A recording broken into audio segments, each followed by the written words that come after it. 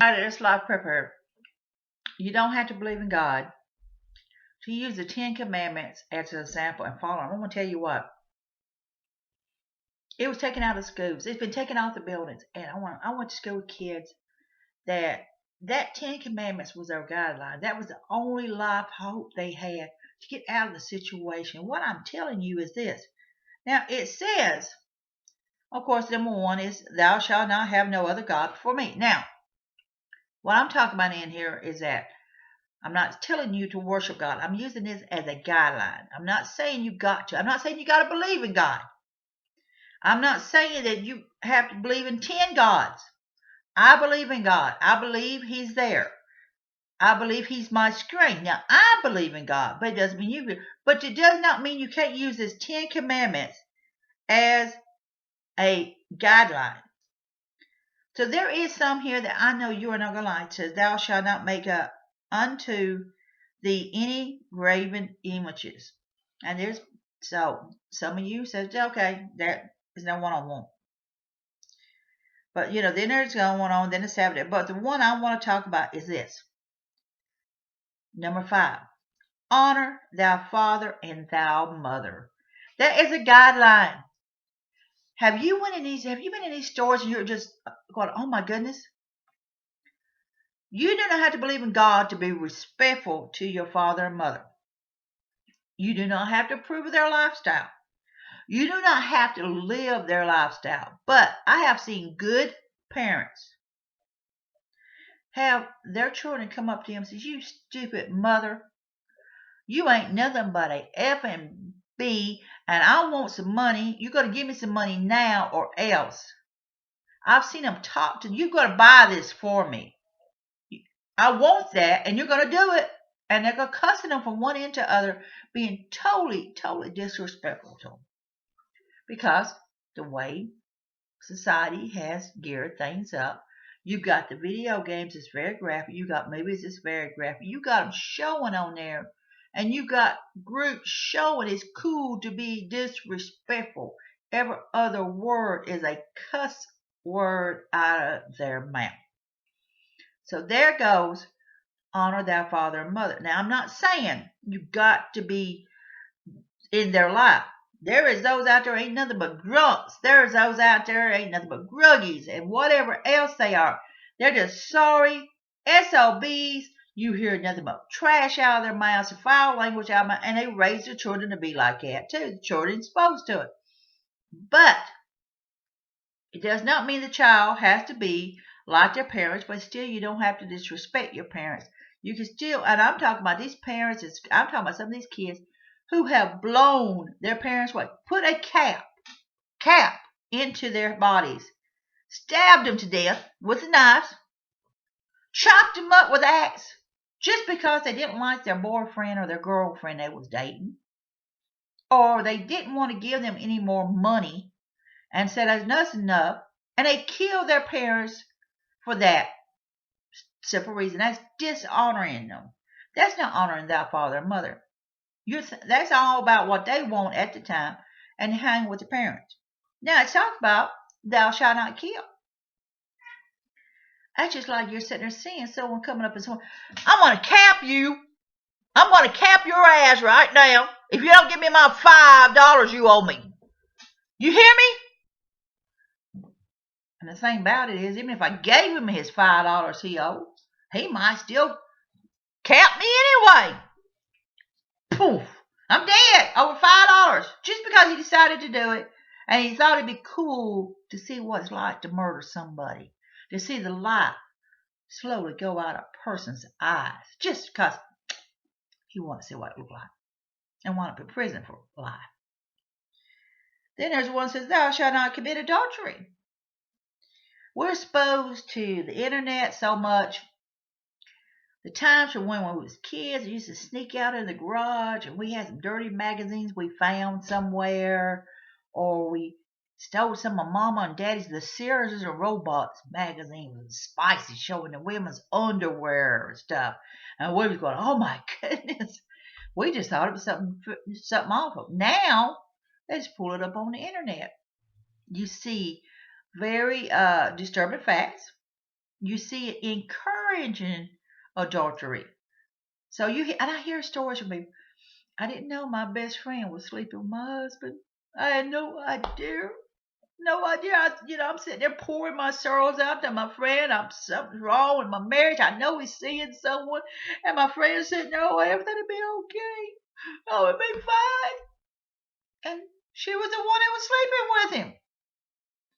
Same goes on otherwise. I've seen men, good, hard-working men, come home, found out their wife was in bed with their best friend, be in bed with their father, be in bed with another brother or another sister, or they jump the fence and be someone else of the same sex or whatever they choose to be. We're exposed to this. So we don't have to believe in God to use part of these 10 commandments as a guideline. It says, thou shalt not steal. Or these car theft videos and some of these action-packed movies and stuff, they make it look like it's fun. They say, let's go steal a car. Yeah. Let's go joyride. Woo!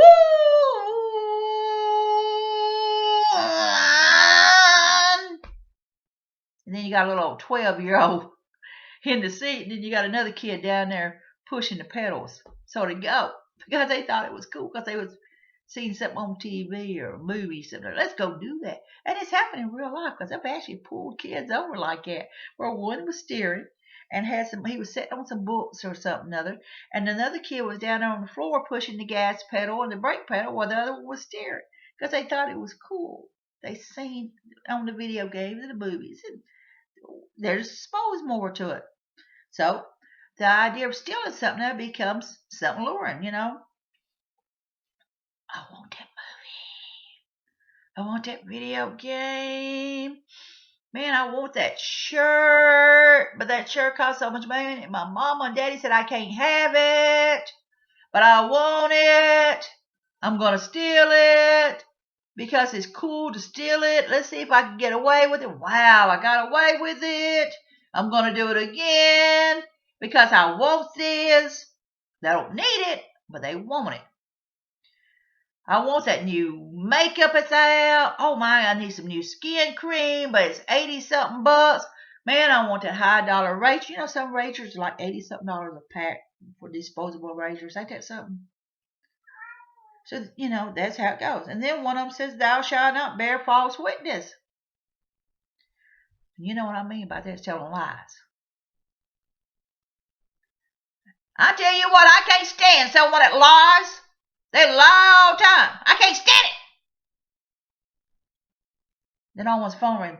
Well, no, I'm out on the road right now. I'm not nowhere near, but when I get home, I'll call you, okay? All right, bye. Okay. Well, now you just told a lie. You're sitting there saying you can't stand so-and-so lie. But no, that's a different situation. I just didn't want to talk to him right now, and I just didn't want. Well, what's the difference? Yeah, a lie's a lie.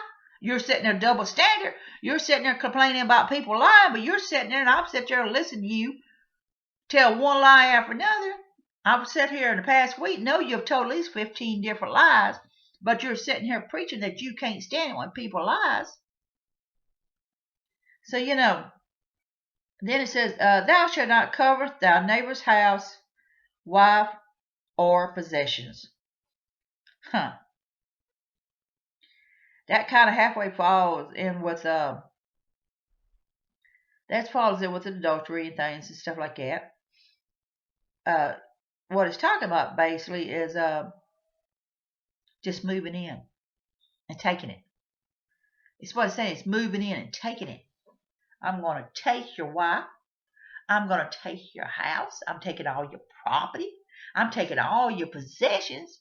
I'm moving it in, and I'm going to move you out and take it. Is what it's saying, basically, in that situation. I'm moving in. You're moving out. You're gone. Bye. So you don't have to believe in God to follow some of the 10 commandments. I'm not telling you to do number 4 and honor the Sabbath day, because I don't go. I believe that my church is the world. I do not like putting a label on faith. I don't like saying, well, I'm Pentecostal or Church of Christ or Baptist or Nazarenes or Jehovah's Witnesses or anything like that. I like to say I believe in God. I believe in the Bible. And I've been burnt out on so much of this BS crap, on a lot of this double standards, triple standards, that it's just made it hard for me to be comfortable in a situation like that. And it's like I said, and then of course, you don't take the Lord in name, but I hear people saying GD pretty regular, and I even say GD, and it happens. So, I'm not saying you've got to believe in God and do all that. And I'm not saying that, telling you here on number 2 is saying, you don't have grave images. Well, that's something else. Is the cross considered an image that we worship?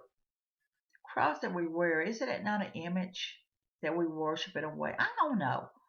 It's just, that's a big question right there. I'm not saying any of this, and I'm not saying to have no other God before this, because even though this is what I'm saying to you is that 5 of these commandments you can follow as a guideline and set examples for yourself and your children.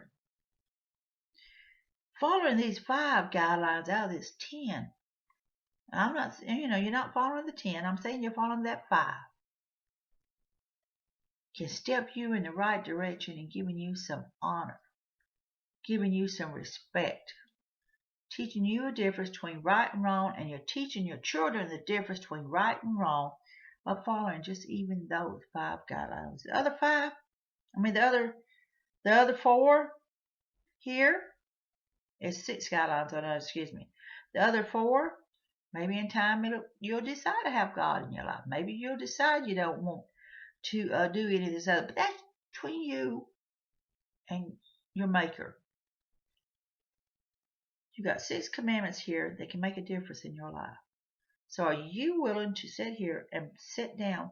I think taking those 10 commandments out of the school, out of the buildings, and taking a chance, the respect and the chance away from people to read these and think about these and all this other stuff has helped society in its decay. It is decaying. It is deteriorating. It is losing value. It is losing face. And it's a shame. So this is Life Prepper here. I want you to be safe, be happy. Bless you all.